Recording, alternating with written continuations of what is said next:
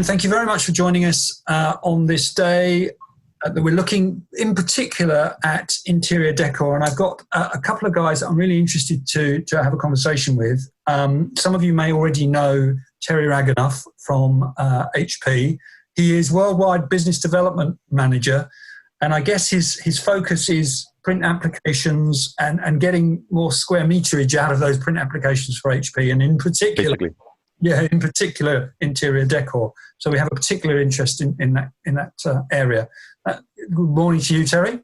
Good morning. Thanks for having me. No problem at all. And pleased also to have someone that Terry has worked with before, Vivek Arora, who kind of sits in. He has two hats really. One which is more print production and the relationship really between print production and decor. And the other side is that he also is very much involved in CGI technology and helping CGI technology be used to give designers an opportunity to visualize their creative in an interior decor environment. So good morning to you, Vivek, as well. Good afternoon from here. No, sorry, yes. Having you over. That's all right. That's the trouble with this. We never know quite where we are in time. That's all right. Anyway. Thank you for having me over. Thanks anyway for both of you for joining us. So Terry, we're going to kick off with you. You're going to set the scene a little bit because obviously COVID has had a bit of impact on print production, but you see that the decor market's actually done quite well out of this. So yes, let me quickly share my screen and hopefully you'll be able to. Can you see the full? Yeah, fantastic. Yeah. Sorry. Okay, so I've actually very dramatically called it the future of decor, but basically, decor has actually fared. Depending where you look, decor has fared quite well during the COVID crisis, and it's mainly because of lockdown situations. And I think I speak for myself. I speak for anybody who's online right now. I think all of us have dealt with some form of redecorating in our house, whether it's buying a more comfortable chair to actually getting wallpaper or photo products on the wall and things like that. So it's only because of that decor has actually thrived with those companies who were able to jump on that bandwagon. Mainly that meant for a lot of companies being able to sell online and being able to sell on social media. Even if you're able to sell on Instagram or if you're able to sell on any kind of platform like that, you could have made some interesting business during this time, and that, by the way, is not going to stop. It's going to continue.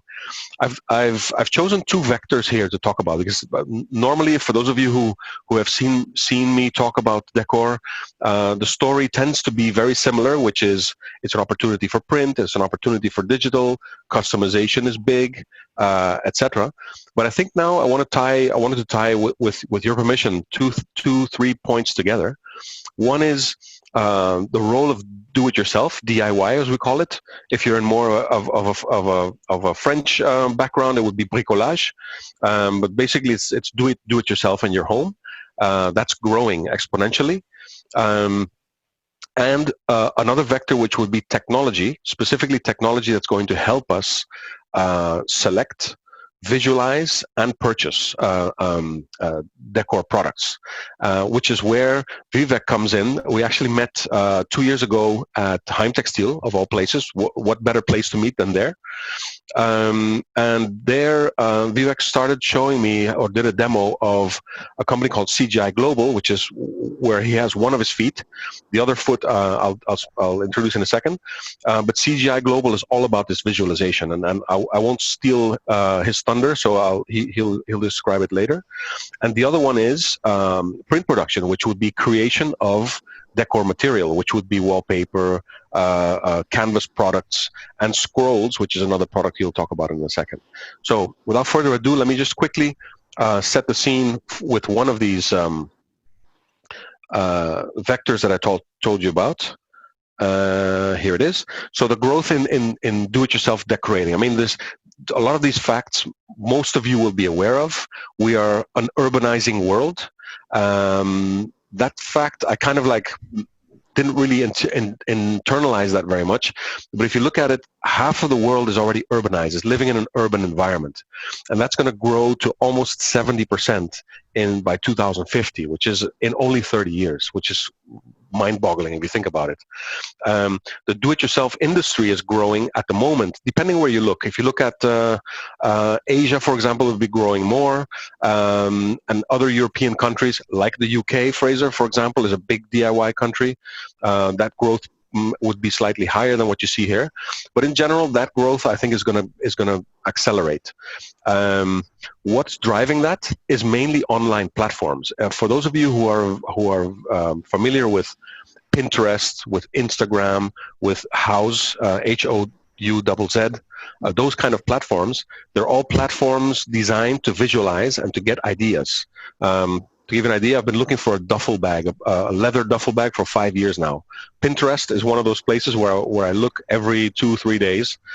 Someday maybe I'll decide on the bag, but it's Pinterest really driving me to hone in on basically what kind of bag I actually want to buy. Stupid example, but it's an example that all of us have, whether it's a car, a piece of wallpaper, or whatever, or a jacket. So those online platforms are really accelerating that growth. I read another statistic that that Pinterest actually during part of the lockdown showed a 450% growth of visits on Pinterest. A lot of which, by the way, was driven by children's bedrooms. Interestingly enough, of course, homeschooling and things like that. A lot of us had to adapt for that as well for our children. So that's the kind of thing that's driving this. So that's one vector. And I think in the visualization, Vivek will talk a bit later on. If you look at technology, if you just think about how interior decor was before IKEA, so I'm talking 1960s, it was a privileged thing. Basically, buying something that was decoration in your house were expensive items. A TV was expensive. A sofa, you were buying a sofa for the next 20, 30 years. Now that's all changing, and during the 60s, 70s, 80s, it started to democratize a little bit more. So the function of an interior decorator became from an absolute guru way in the beginning to someone who's becoming much more niche now. You have interior decorators for hotels, for restaurants, etc. But for your own home, generally speaking, you wouldn't go to an interior decorator unless your home is an expensive home, a rather large one, or in countries like India, for example, where it's still very habitual to have interior decorators come into your house and even installers come into your house. So the DIY concept in India is still very much developing, but it's developing fast. But what's driving this is technology. So you get the ease of use. So how easy can you make it to customize? How easy can you make it to actually install things? Vivek will talk about that in a second as well. And very importantly, how easy can you make it to visualize?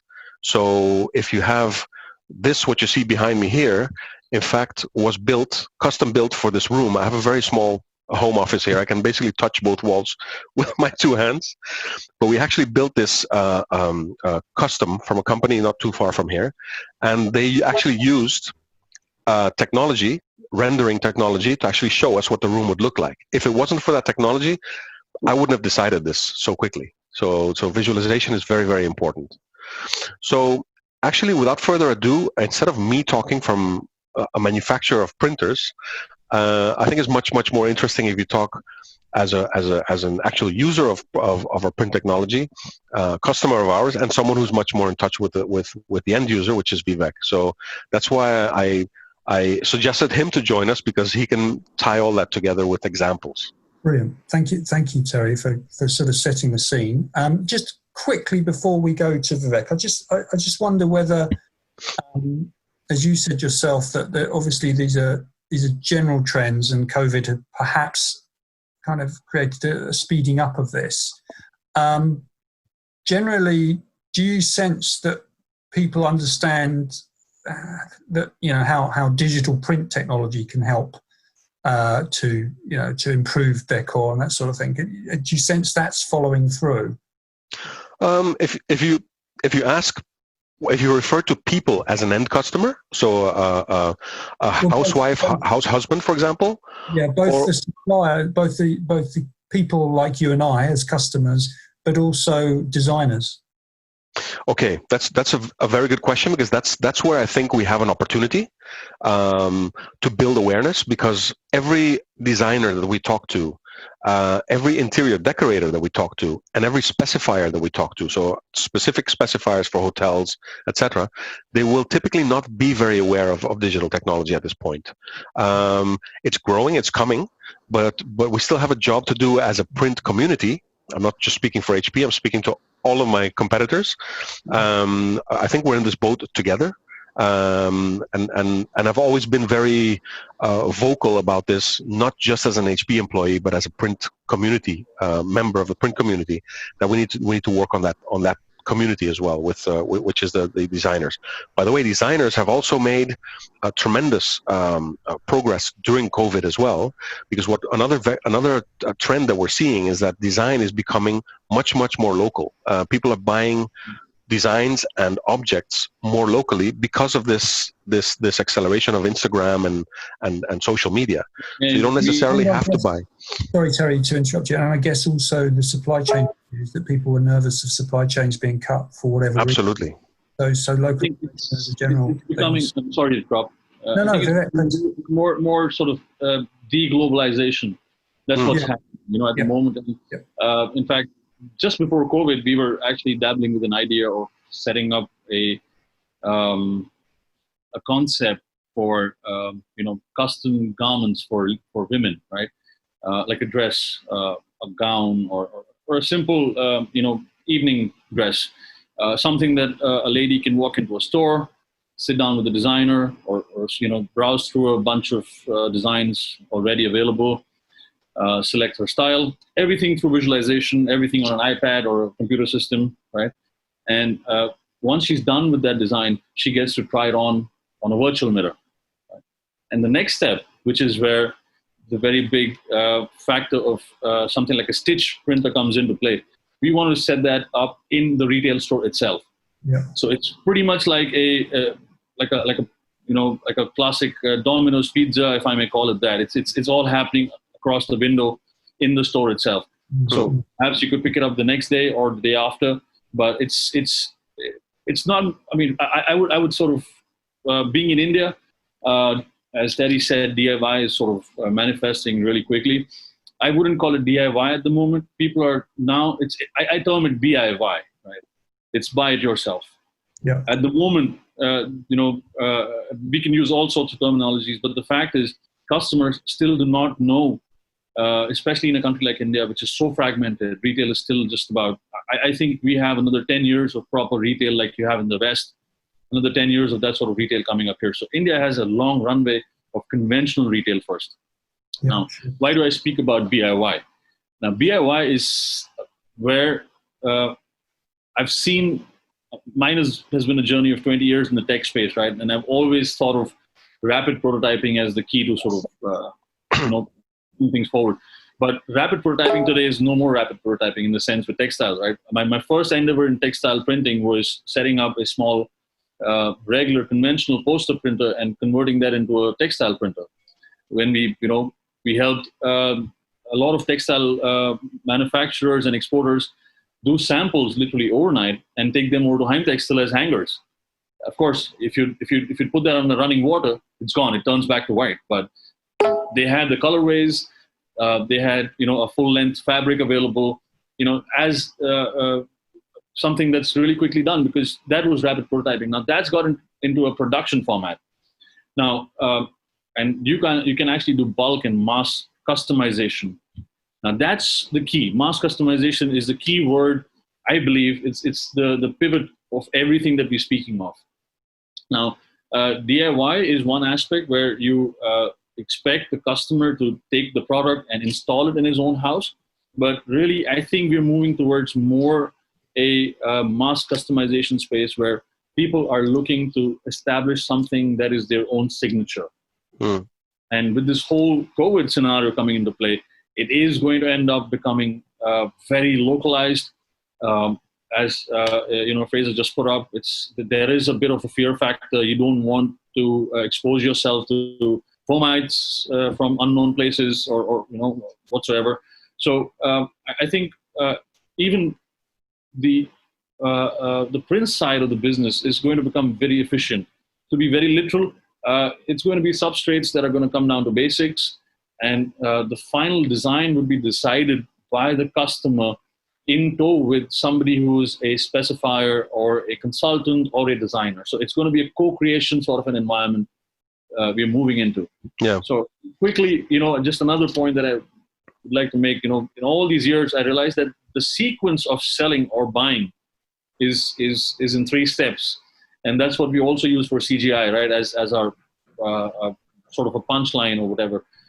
Inspire, create, and experience. So these 3, terms can be elaborated for their own sense. For example, inspiration. Terry spoke about using Pinterest. That is a form of inspiration that he was looking to derive and arrive to at a product and eventually find a product for himself. So platforms like Pinterest, Instagram, Facebook, they're not going to help any brand sell a product. It's purely a form of inspiration that you push out into the market. And, you make a customer, like, for example, in India, we call it an aspirational pitch.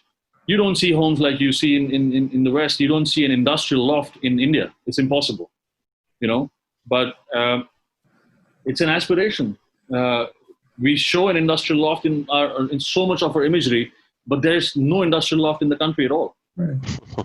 Interesting. So Vivek, I know you wanted to share a couple of slides with us. So in what you're doing, you're working with designers to create visuals so that people can kind of visualize their design into a back wall, a piece of fabric. Is that right? Right. Is that right? That's right. So we're at the moment pretty amoebic, but now we're starting to gain some form.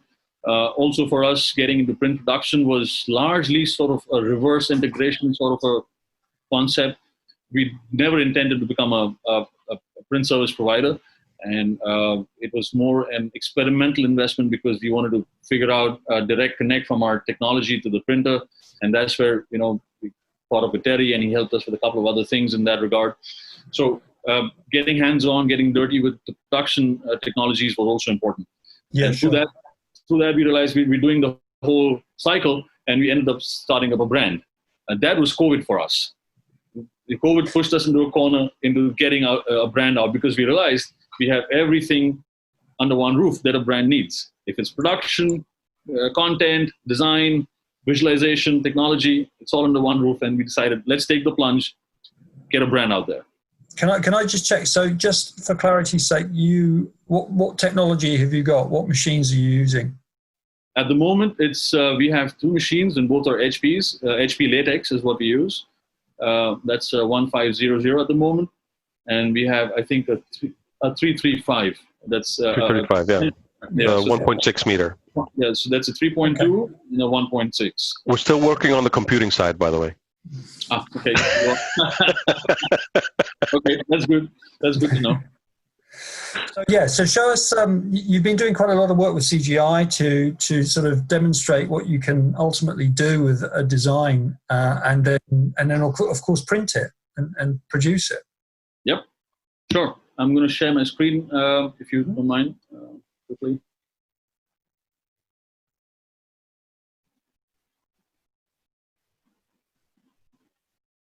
Yeah, there it is. This is CGI Global. This is the current website. Now, what you see here on this screen is basically all of these products are rendered on a normal software, a 3D application, with special lighting effects.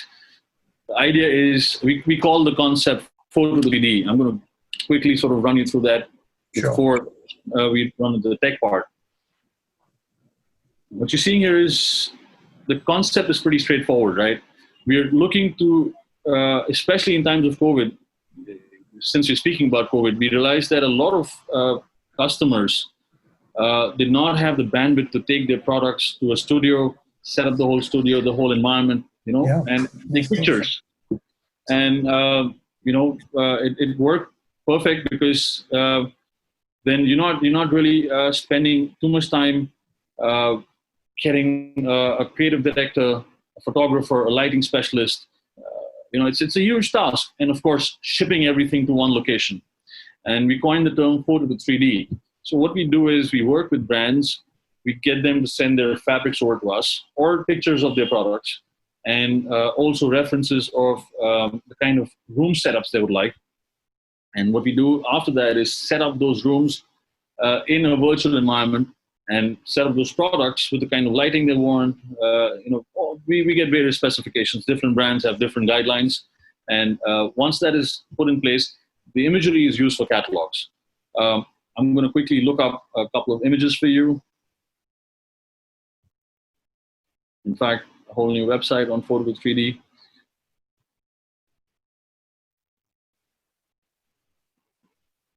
So all of these images that you see on the background here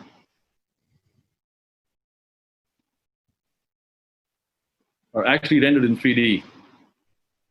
Do you have an example, Vivek, of the render that you can click Yes. a button and the design changes? Yep. That was what blew me away. I mean, it's I've seen it in other places, but really, if you visualize this with a design and a wall behind you or a piece of furniture, it really drives home what I was saying before about what visualization can do to. There you go. I think, and the circumstance we're in, exactly as you said, people aren't necessarily going to want to go to shops, are they? So this idea that you can furnish from your home is really clever, isn't it? Have a look Yes. at this. This is one of the tools that we built for a customer in Holland, perhaps that you would recognize. Yeah. Again, the customer is a stockist. They've got hordes and hordes of fabrics, archive fabrics from from the past years, and they keep adding more fabrics to the catalogs. So my internet's running a bit slow, so I'm going to try and.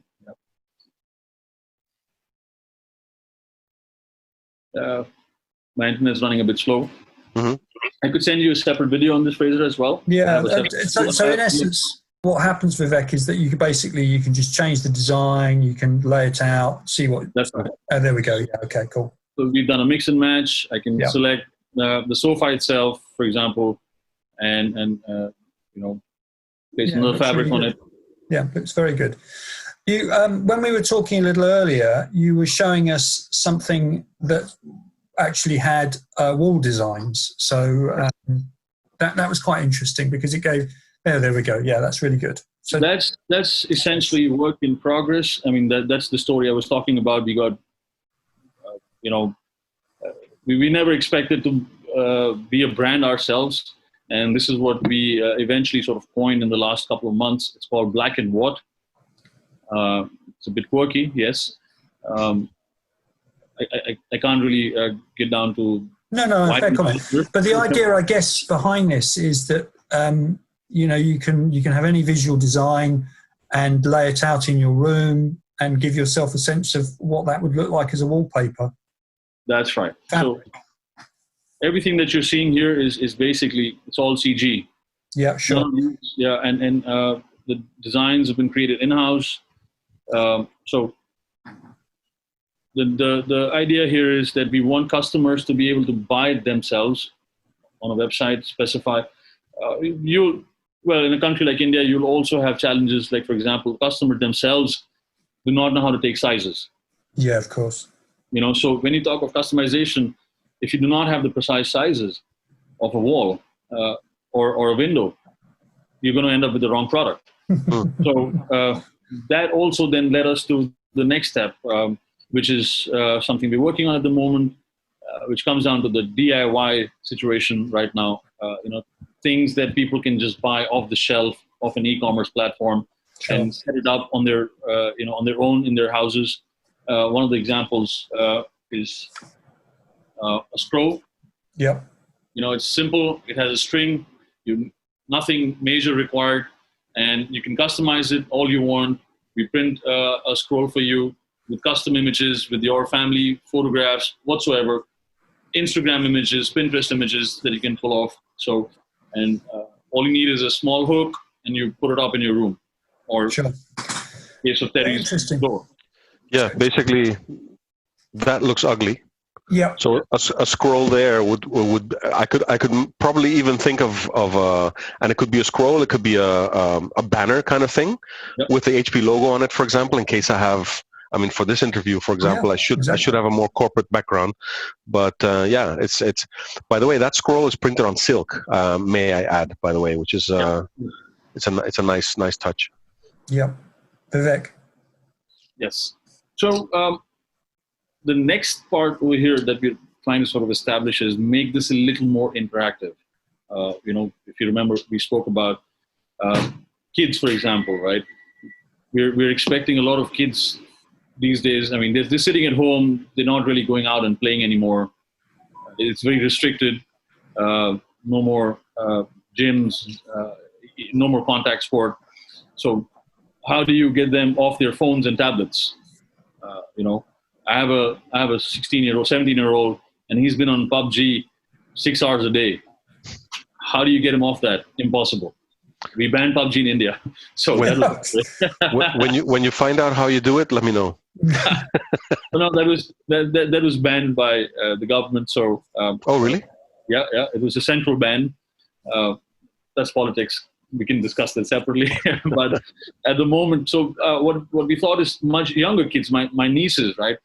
They're very fond of drawing, and they have easels in their homes, and but they run out of ideas, they run out of concepts. So a simple example that we're working on at the moment is a scroll or maybe a frame, a regular frame with outline images with numbers and a small paint kit. Unfortunately, I don't have it here in the storeroom. we have a full set, we have a full kit, and that's something 10-year-olds or 6-year-olds can do themselves. It's like a DIY painting kit, and they frame it up on their own in their house. Yeah, very nice.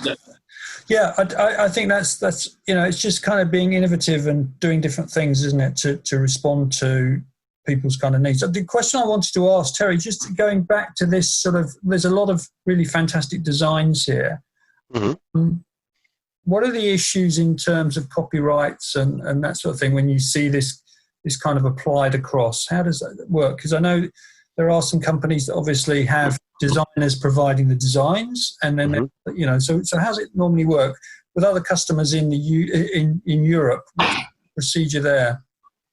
Well, copyright is a very, very touchy subject. I know in the wall covering industry, it's a huge issue. Specifically with an association that we're a member of, which is called IGI. It's the wall covering association, with a number of very important, the better known manufacturers are members. Copyright is one of those issues, or intellectual property. Is a huge issue for them. Now, this is there are laws behind it. To enforce them is complicated. You have to be able to prove without a reasonable doubt that there is infringement of intellectual property. Mm-hmm. There are ways you can do this legally. In fact, I have a presentation that was done at the IGI explaining this whole process, but it's not easy. Unfortunately, you still have to prove without a reasonable doubt that there's infringement or copying, and you have to legally go after the. So that's one thing. The other thing, you can actually combat this quite easily. You guessed it, with technology. So what we're starting to see now is blockchain basically getting involved with design, and that is just one very simple way to just short circuit this whole problem. Because and how does that work? How does that work with blockchain? Does it make it available, any designs available, or certain designs available? Basically, blockchain and technologies like it, what it does, it makes the design traceable.